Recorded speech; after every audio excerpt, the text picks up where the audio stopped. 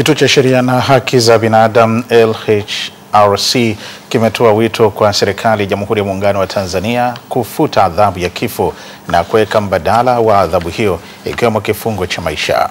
Mwanahabari wetu Agnes Almasi anaripoti.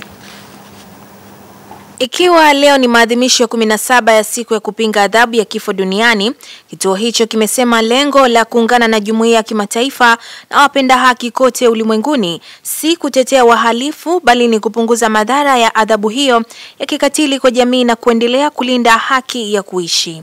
Kwanza, adhabu ya kifo ni adhabu ya kikatili na inakiuka haki ya msingi ya kuishi na kudumisha utamaduni ule wa jicho kwa jicho. Lakini pia adhabu hii inapingana na misingi ya haki za binadamu kwa vile ni adhabu ya kikatili inayokatisha uhai wa binadamu au unaoondoa ile haki ya kuishi ambayo kila binadamu anapaswa kuwa nayo.